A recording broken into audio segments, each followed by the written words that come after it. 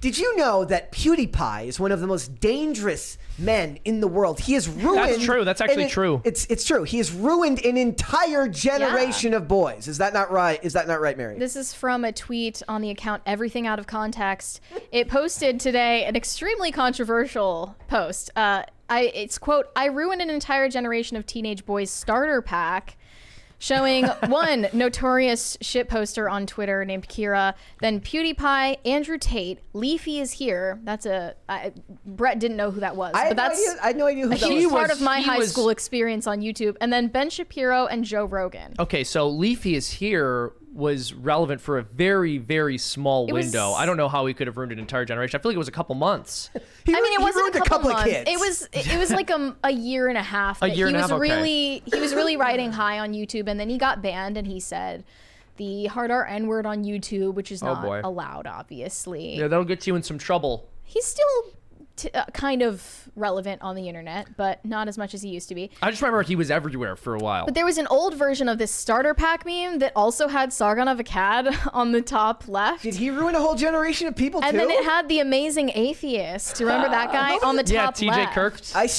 see him more on Twitter now, the top right, nowadays, with all sorts of like awful takes. Yeah, there's still like kind of a ghost on the internet. I can't believe we're in a generation now. Like, you can complain about Andrew Tate all you want, but to complain about the Joe Rogans and even the Andrew Tates, who in my opinion, for as misogynistic as he may be, there is a lot of awful in the world that comes far before them. You seem extremely certain that Andrew Tate is ruining an entire generation of teenage all these boys. people, I'm saying of every single person on this list, he's definitely the worst, because he's the only one I'm aware of who's like very aggressively promoting non-monogamy. I don't know. He's telling that he's like men. He's with multiple different women, and he's also had women become cam girls. And it's like, dude, it depends on the video that you're watching from him, though, because he will have a totally opposite take to the other one. He has no consistency on the issue, which is what makes it all the more confusing to even talk about him. Which is also, that also is not a good example of masculinity, right? To constantly be changing your mind about everything. Then let's talk about one that is consistent. Talk about PewDiePie. Because that's a more consistent He's a Nazi! People were really angry that PewDiePie was included on this list because they think that he is, of all these people, been the most positive example. He's just a meme lord. He's literally just a meme lord. Why? I can't understand why people are upset with PewDiePie. George Clooney was objectively the worst Batman, but I blame a lot of that on Schumacher because it's well known that Clooney is a very capable actor, producer, and director. That convertible Batmobile, though, Seamus, we appreciate you. Yeah. Thank you. Also, it really wasn't George Clooney's fault. And Val Kilmer was not a bad Batman, despite what anybody might say. I actually like Batman Forever quite a lot. So PewDiePie's worst offenses, I think, on the internet is obviously his N-word scandal, where he was caught saying the hard R N-word on stream playing a video game.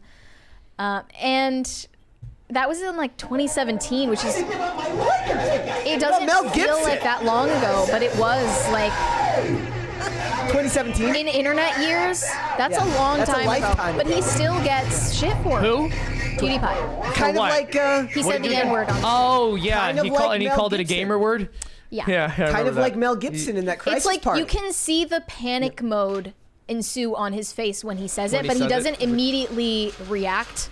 And then he made an apology video about it. But like, there are a lot of people who are just never gonna accept an apology for anything that, or for anything, really, for any offense of any degree. Any degree, but not any offense of any degree, though, right? Because somebody can, like, I don't know, kidnap a child or punch an old lady, and then and then threaten and scream at people on a train, and they're just like an innocent, good person, or Ezra right? Miller, and it's crazy that anyone felt threatened by them, and that anyone would feel a need to defend themselves and the other passengers against that person. Or to take an example that's like less relevant to the current news cycle, they really, in principle, believe that somebody who's murdered somebody should be able to serve their time, come back out, reintegrate into society, and not catch any flack for it, right?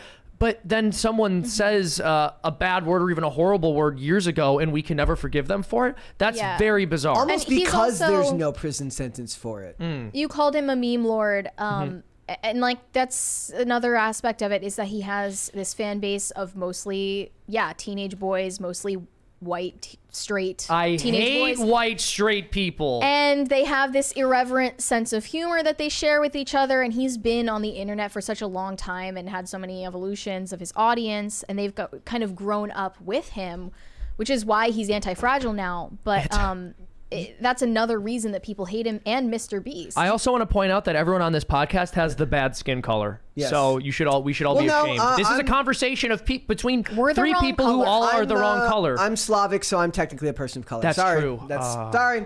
Speaking of Ezra Miller, you mentioned Ezra Miller. I found this yesterday. I meant to show this today. Okay. This made me laugh. Miller did what? Use guns to threaten a family with young children? Okay, well, we don't know the full story. Charged with second-degree assault? You're acting like it's first degree. I mean, we can work with this. Harassed a mother and her 12-year-old child? Okay, define harass. Broke into a house and kidnapped a minor? All real examples, by the way. Could be a good storyline for the villain in Flash 2. Grooming allegations. Okay, so what, having clear skin is a crime now? No, it is serious, I know. Housing a woman and her 3 toddlers on a weed farm in Vermont? Well, I think this leaves us with only one option.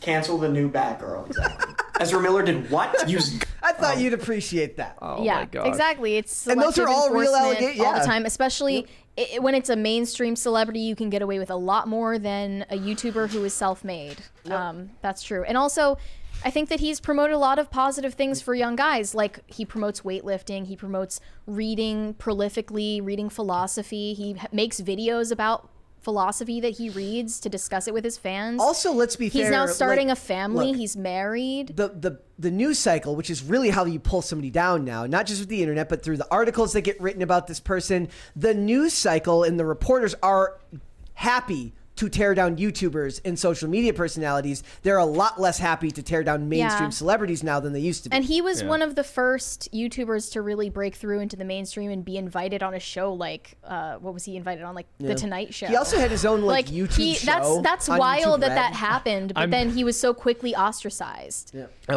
was just asked in chat, does Seamus still hate dogs?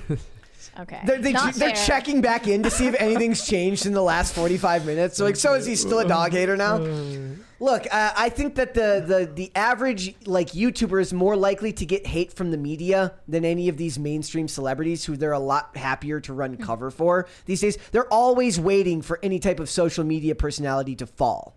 Right? Especially YouTubers. Well, That's their They hate competition. YouTubers. Yeah. With Andrew Tate, you have more actual concrete evidence that this person has had a fall from grace, right? I mean, I've still seen no proof that he did what they said he did. You, Seamus, especially since you were railing against Andrew Tate's Well, messaging. I have not paid close attention to any of the more serious scandals. I've just seen Right. clips of him talking about the way you should treat women, the way you should address them, and saying- how he views monogamy, and I don't think it's a good example. saying Why do his men view- feel seen when they see this messaging? What I think resonates? I know why.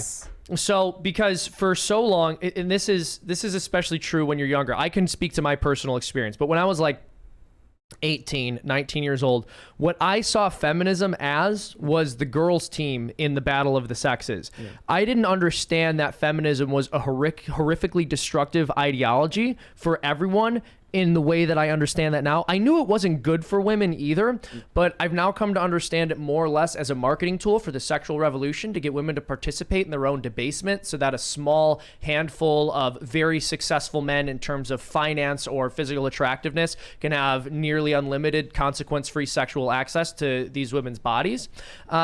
Whereas in the past, I more or less, as I said, saw it as the girls' team in the battle of the sexes, and so it felt like there needed to be this pushback.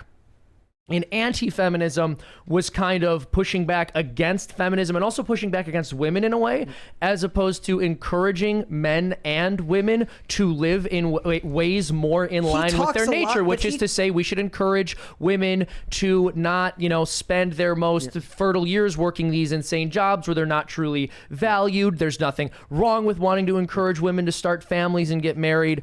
But I think a lot of men, because they're so angry and bitter with feminism, and rightly so, because it's horrible, they they put that in the wrong direction. But you're focusing on one part of his message. The other part of it, he says, get in shape, go to the gym, take care. He's like, build a career with skills that you can market. Is self-optimization really the answer? Like, is that really going to fulfill you in the end? I don't think so. I don't think it's his job to give you all the answers. He can only I don't think it's somebody's job to critique everything someone says because they disagree with one thing, right? Yeah. I mean, you can. I'm sure. Look. I'm sure there's things he said which are perfectly fine, as you've mentioned, like telling young men to get in shape, telling them to improve themselves. I take no issue with that. Ideal role model for young men today. He does explicitly bill himself as that almost messianic figure for young men, and I feel suspicious of that. Anyone who claims that they have all the answers. Well, and here, sorry, I just want to. I think I could do a better job also answering the question you posed a moment ago about why young men feel seen by this. I think there are so few masculine examples in the culture, and there are so few people willing to say that men and women are different and that it's good to be a man and it's good to set yourself apart from women. So the only people who are willing to say that, even if they're promoting a kind of false masculinity and a machismo, are going to be listened to by young men because young men want a masculine identity, and that's a good thing. Yeah. But we tell young men that wanting a masculine identity in and of itself is evil. You're fundamentally corrupt and you're trying to oppress women. Okay, well, when that's how you define a masculine identity, then guess what young men are going to start doing? They're not going to say, okay, I guess I'll abandon any and all hope of having a masculine identity. They'll say, well, I guess being masculine does mean treating women poorly.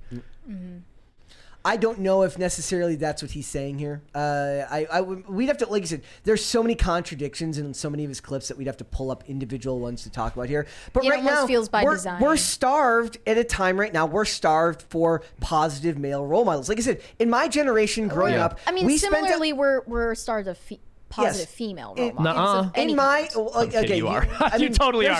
There's a whole discussion to be had. There's a whole discussion to be had, and we've had it plenty of times that we've spent a whole 20 plus years talking about girl, go get your bag. Boss bitch this, boss bitch that. My generation was forefront of that, right? So when I was growing up, we were in the heart of women being told, look, you can be a CEO, you can do whatever you want, you can be anything you want in the entire world. But nobody was telling the men of my generation how that's going to affect them. That's right. And it's going to affect you. If you fundamentally change the way women behave, well, they'll say you know what that means? If it affects you, then you have small dick energy. It's just, that's the zero compassion response to society. It's also the very low IQ response. Low IQ. So it's pretending that people don't actually affect how they behave with one another when your behavior changes with other people. So that is anytime that a low IQ woman feels threatened or insulted, that's the response. Or right? man, there's plenty of men that would say that's crap too. I think men respond differently, at least when they're talking to the opposite sex. Like male for feminists a man, would say the same thing.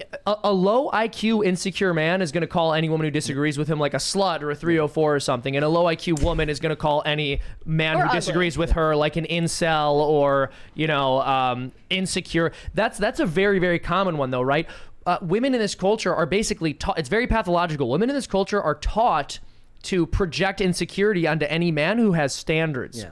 This is very interesting because I don't think people...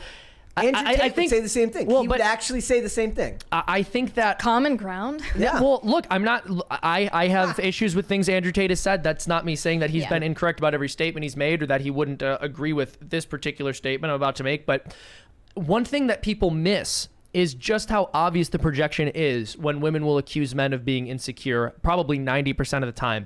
A man will say something like, I wouldn't date a woman who doesn't meet standard X. And then women who don't meet standard X will reply by saying, you're insecure. Really? The person who's setting the standard is insecure? I think the person who's not meeting the standard is more likely to be insecure, the right? Existence of the standard. Yeah, exactly. Yeah. Like if you're upset by somebody having standards, that probably means that you're insecure about your ability to meet those. Like, that's not me saying that. Well, I just want to be clear. For the 500 exactly. word essay. So I'm not saying that there are not absurd standards. That's not my point. But people should be willing to say that's either a good standard or a bad standard instead of saying you're insecure for having expectations for the opposite sex, because by definition, to have standards is on some some level to not be insecure. If you were insecure, you'd say, I'll take whatever I can get. And they have been trying to make it so that men don't have standards for the last 20 to 30 years. Yes. They've tried to encourage women to raise their standards and to only accept what you believe you're worth. Yes. And they've said nothing of that to men, because when men do that, it's misogynistic. With one very key difference. They have done everything to encourage women to lower their standards for themselves. Yes.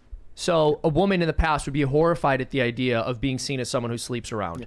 Right? So who is actually ruining an entire generation of teenage boys then? If not these people. And can I also mention something too? I think men are also encouraged to decrease their standards for themselves, although it's done in a very different way. In what way? Well, because men are told not to behave in ways that are traditionally masculine, because that's oppressive and horrible. And that's very much encouraged. Standard, exactly. The new standard for how men should behave is basically is these deferential betas. Yeah.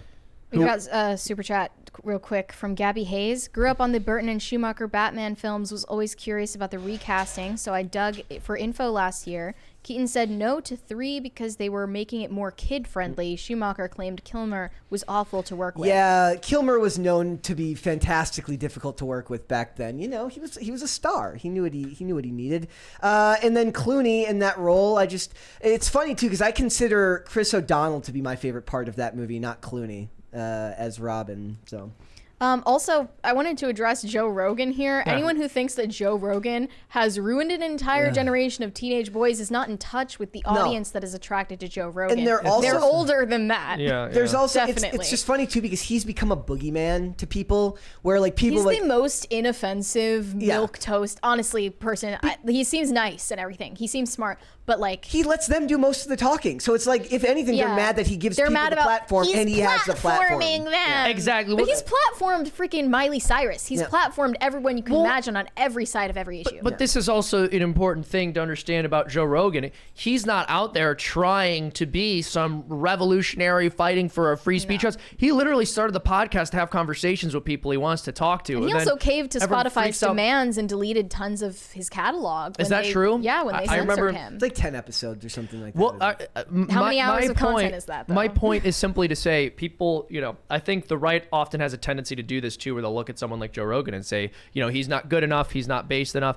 I mean, Joe Rogan's not a conservative. We shouldn't expect him to be one, but he's having conversations with people like who the media is telling him. You. Well, no, I'm like, We bring it back like, full circle. If I'm here and I don't consider myself a conservative, but we find middle ground through someone like Joe Rogan. You bridge a lot of gaps and you find a lot of common ground with people when you have that person who's willing expecting to Joe just Rogan be the to be a platform. paleo-conservative is like expecting your dog to will your love good. you. Will the good of Love the you. other. Yeah. And so this is also an important point, right? Because you're correct that in some sense Joe Rogan does build a bridge, and bridges aren't supposed to be built between bigoted conservatives and anyone else in society. Yeah. Yeah. Well, yeah, you have And to then, sector them off. Ben Shapiro, I would say, has more reach to teenagers because I watched his content as a teenager. Here's the thing, folks. Yeah, Ben Shapiro probably does have a pretty large teenage following. And also, like, he's known for the Ben Shapiro destroys. Yeah. 14-year-old 14-year-old college student.